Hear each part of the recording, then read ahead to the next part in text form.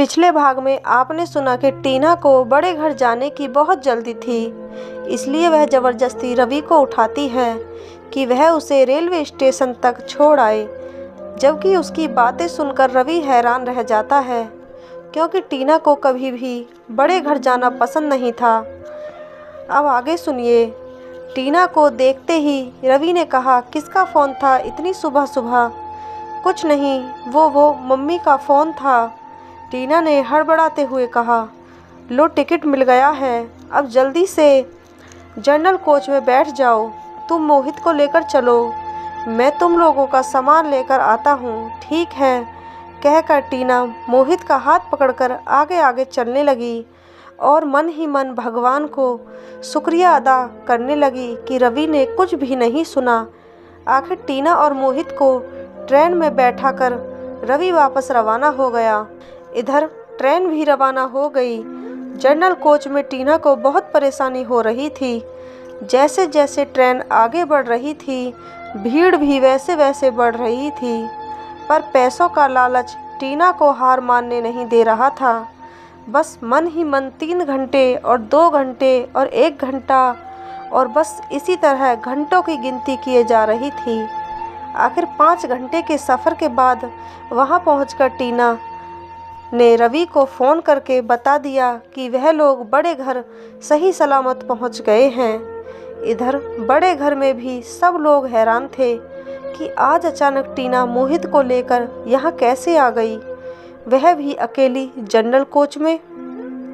खैर, उससे भी ज़्यादा हैरानी लोगों को टीना के व्यवहार से हो रही थी। हर बार आते ही अपने कमरे में घुसकर बैठ जाने वाली टीना अपना सामान रख जेठानी जी के पास रसोई घर में काम कराने चली आई और सासू माँ से हंस हंस कर बातें कर रही थी। उसका बदला हुआ व्यवहार देखकर जेठानी के मन में भी चल रहा था कि आज अचानक हुआ क्या है, टीना इतनी बदली बदली क्यों नजर आ रही है। शाम को जब ससुर जी खाना खाकर तीनों बच्चों को लेकर आइसक्रीम खिलाने के लिए निकले और इधर जेठ जेठानी अपना खाना खाकर वॉक के लिए निकले, तब टीना सासू माँ का मन टटोलने के लिए उनके पास आकर बैठ गई और इधर उधर की बात करते हुए बोली, मम्मी जी, पापा जी को तो सारी उम्र हो गई कमाते कमाते, इतने अच्छे ओहदे से अब जाकर रिटायर हो रहे हैं। आपने भी कितना साथ दिया है पापा जी का, तो अब क्या सोचा है? हाँ छोटी बहू, यह तो है, पूरी ज़िंदगी निकल गई तुम्हारे पापा जी को कमाते हुए और मुझे यह घर संभालते हुए। सुख दुख सब आए और दोनों एक दूसरे की ढाल बनकर खड़े रहे। अब आगे क्या करना है अभी हमने कुछ नहीं सोचा है। हाँ, पर एक सुकून है कि जो भी किया है सिर उठाकर किया है। भगवान की भी ऐसी कृपा रही है कि ज़िंदगी में कभी किसी के सामने हाथ फैलाने की ज़रूरत नहीं पड़ी। फिर भी मम्मी जी, अब जो रिटायरमेंट का पैसा आएगा उसके लिए कुछ तो सोचा होगा ना? अरे छोटी बहू, उसकी चिंता मत कर, तेरे पापा जी ने अच्छे से जानते हैं कि पैसा कहाँ लगाना है और क्या करना है। और अगर नहीं भी समझ में आया तो 2 बेटे हैं ना, यह तीनों बाप बेटे मिलकर कुछ ना कुछ सोच भी चुके होंगे। इससे पहले कि टीना कुछ और पूछती, ससुर जी आ गए। सासू माँ वहाँ से उठकर के ससुर जी को उनकी दवाइयाँ देने के लिए पीछे पीछे कमरे में चली गईं और टीना के पास रह गई अधूरी इन्फॉर्मेशन।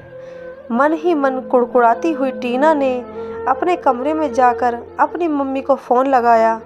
अरे मम्मी, कुछ पता नहीं चल रहा है, ये सासू माँ भी ना जितनी सीधी दिखती हैं उतनी सीधी है नहीं।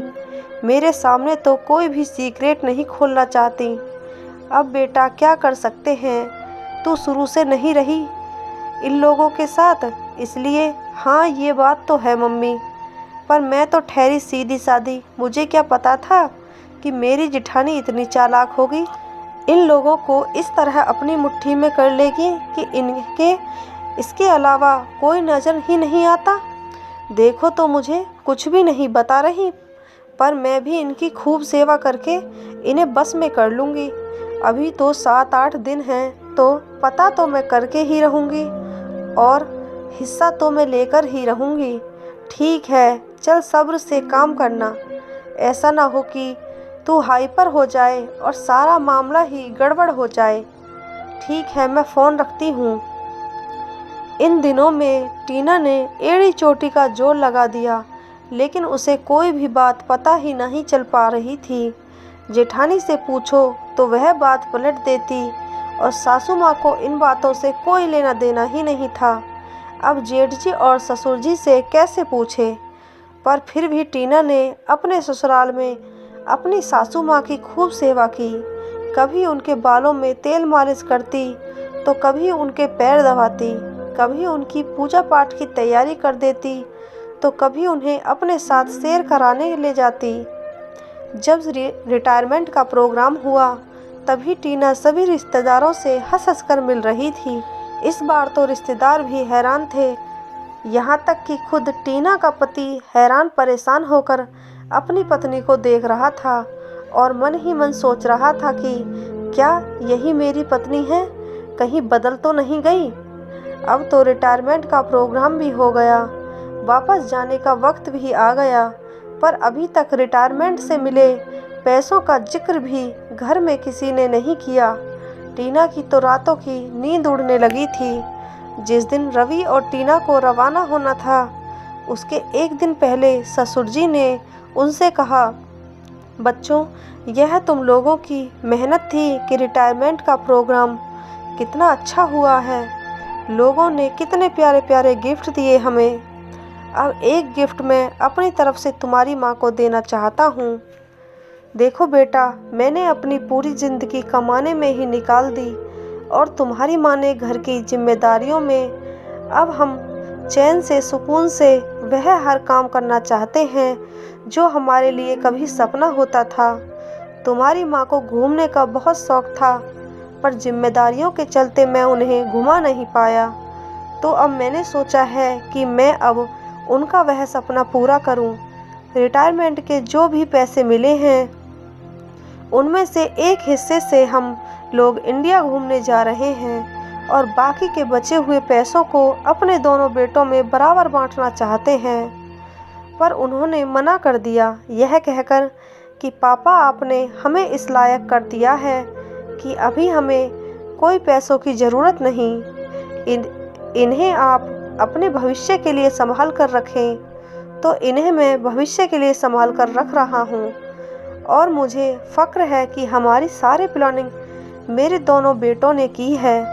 अब मेरे बेटे तो मुझसे कुछ न ले रहे, तो सोचा दोनों बहुओं को एक छोटा सा तोहफा ही दे दूं।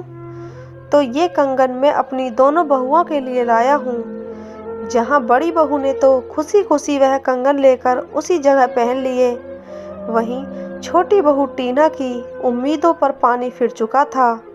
वह झगड़ा कर नहीं सकती थी, आखिर परिवार की नज़रों में गिनने का डर था। और सबसे बड़ी बात, रवि को पता चल जाता कि वह यहाँ सिर्फ लालच में आई थी।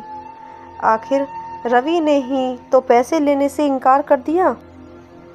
दोस्तों, यह कहानी आपको कैसी लगी कमेंट बॉक्स में ज़रूर बताएं। और अगर आपने इसका पहला भाग नहीं सुना है तो आप उसका पहला भाग भी मेरे चैनल पर सुन सकते हैं। धन्यवाद।